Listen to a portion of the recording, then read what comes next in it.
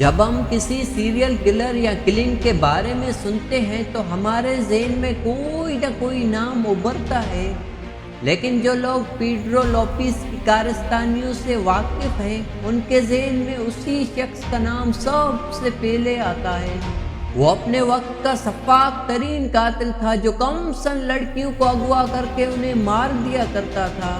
اس کے ساتھ کسی کو رچرڈ ریمریز عرف دی نائٹ اسٹاک کا بھی خیال آتا ہے، جو راتوں کو حملہ کر کے بے رحمی سے قتل کرنے کے لیے مشہور ہوا تھا، اور وہ پیسے، جواہرات اور کاریں چوری کرتا تھا۔ بدنام زمانہ سیریل کلرز کی یہ کہانیاں آپ کے لیے بے خوابی اور پریشانی کا باعث بن سکتی ہیں۔ بہرحال کوئی بھی ملک یا خطہ اس قسم کے نفسیاتی قاتلوں سے پاک نہیں رہا ہے۔ اگر آپ کو لگتا ہے کہ زوڈیک، جان وین گیسی یا ریمریز خوفناک تھے اور اس نے بہت سے قتل کیے تھے، تو آئیے آپ کو ایک ایسے بدنام زمانہ قاتل کے بارے میں بتاتے ہیں جس نے 1800 کی دہائی میں 900 سے زیادہ قتل کیے اور ایک عرصے تک ہندوستان کو دہشت زدہ کر رکھا تھا۔ پاپ کلچر اور مشہور تھیوریوں کی وجہ سے ہم بہت سے سیریل کلرز کے بارے میں جانتے ہوں گے، لیکن زیادہ تر لوگ 930 سے زیادہ افراد کے قتل کے ذمہ دار ٹھگ، بیرام یا رومال قاتل کے بارے میں کم ہی جانتے ہوں گے۔ بہت سے اعداد و شمار کے مطابق ان کے نام یہ بدنما ریکارڈ ہے کہ انہوں نے سب سے زیادہ قتل کیے۔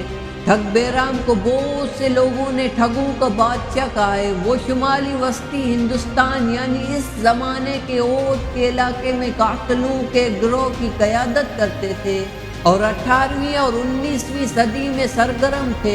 انہیں اکثر دنیا کا سب سے خطرناک سیریل کلر سمجھا جاتا ہے کیونکہ وہ مبینہ طور پر 931 افراد کے قتل میں ملوث تھے۔ اودھ کے علاقے میں 1790 سے 1840 کے درمیان 50 سال کے عرصے کے دوران وہ اور ان کے گروہ کے ارکان رومال سے گلا دبا کر لوگوں کی جان لیا کرتے تھے۔ تاہم سرکاری طور پر ان کے ہاتھوں صرف 125 افراد کے قتل کی تصدیق کی گئی ہے، جبکہ ان کے زمانے اور بعد میں بہت سے لوگوں کے مطابق ٹھگ بیرام نے بے رحمی سے 1000 سے بھی زیادہ افراد کو قتل کیا تھا۔ ٹھگ بیرام نے اس وقت برطانوی حکمرانوں کے لیے چیلنج پیدا کر دیا تھا۔ انہوں نے نہ صرف ہندوستانیوں کو بلکہ انگریزوں کو بھی خوفزدہ کر دیا تھا۔ اس وقت جیمز پیٹن کو ڈاکوؤں اور ٹھگوں کی نگرانی کے لیے مقرر کیا گیا تھا اور ان کو محکمے کا انچارج بھی بنایا گیا۔ جیمز پیٹن نے ایک بار ان کے بارے میں لکھا تھا اپنی کتاب میں کہ ٹھگ بیرام 931 افراد کے قتل میں ملوث تھے اور اس نے بعد میں اس کا اعتراف بھی کیا تھا۔ ٹھگی ان کے لیے کسی پیشے سے کم نہ تھا اور اس کے لیے انہوں نے باقاعدہ اصول و ضوابط واضح کر رکھے تھے اور ایک طرح سے یہ ان کے دین و مذہب تھا۔ بیرام اور ان کے گروہ میں ہندو اور مسلمانوں کے علاوہ دیگر مذاہب کے افراد بھی شامل تھے، لیکن وہ سارے شکار پر جانے سے پہلے ہندوؤں کی دیو کالی کی پوجا کرتے تھے اور شکار یا قتل کے بعد دیو کالی کا شکریہ ادا کرنے کے لیے بھی پوجا کرتے تھے۔ اپنے واضح کردہ اصولوں کے تحت وہ عورتوں، فقیروں اور بچوں پر حملہ نہیں کرتے تھے اور ان کے لیے اولین شرط بغیر خون بہائے قتل کرنا تھا، جو اسے سب سے منفرد بناتی تھی۔ وہ اس وقت تک کسی مسافر پر حملہ نہیں کرتے جب تک اس سے کچھ برآمد ہونے کی امید نہ ہو۔ وہ پراسرار طریقے سے تاجروں، زائرین اور شاہوں پر حملہ کرنے اور ان کو قتل کرنے کے طریقے تلاش کرتے۔ ٹھگوں میں کچھ مخصوص صلاحیتیں تھیں اور وہ کسی بھی قافلے میں اپنے ہنر سے کھل مل جاتے تھے۔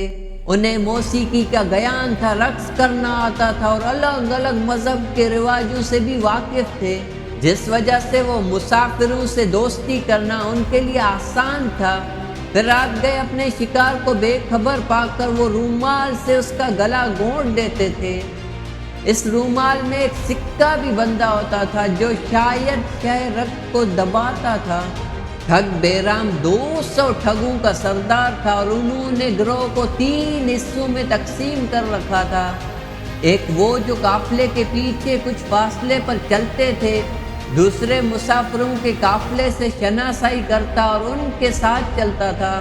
تیسرا حصہ آگے پہنچ کر قبر بناتا، اور جب ان کو محسوس ہوتا کہ اب حملہ کرنے کا وقت آ گیا ہے تو وہ کسی کوڈ ورک کے تحت اشارہ کرتے یا کسی نام کو بار بار دہراتے، جس سے ٹھگ حملے کے لیے تیار ہو جاتے اور سردار بیرام کے اشارے کا انتظار کرتے تھے۔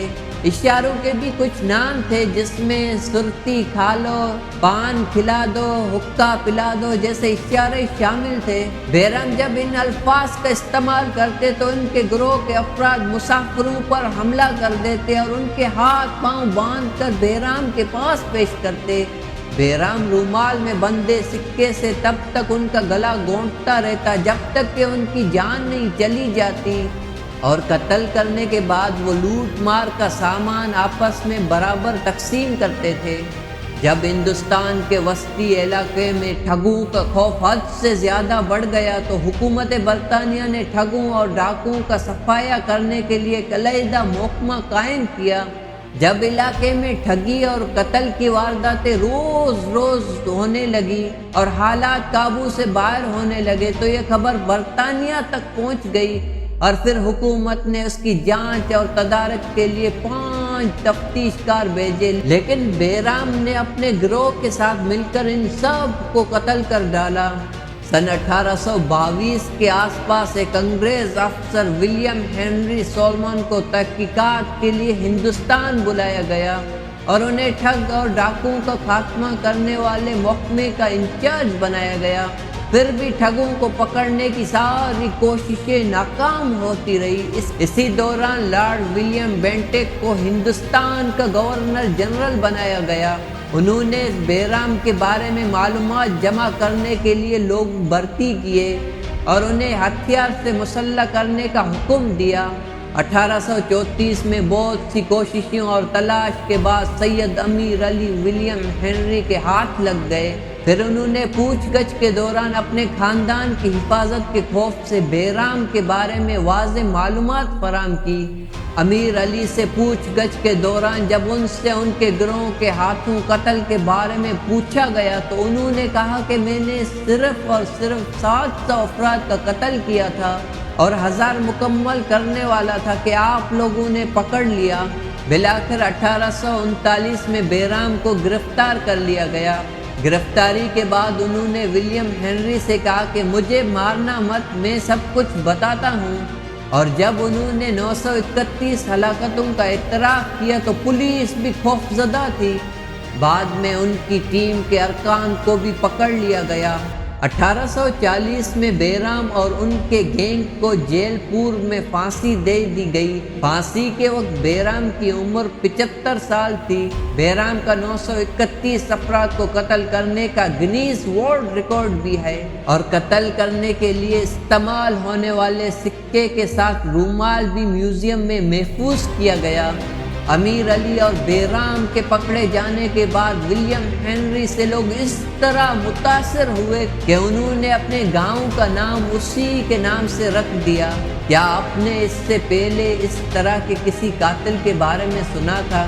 اگر سنا ہو تو اس کا نام کمنٹ سیکشن میں لکھ دیں۔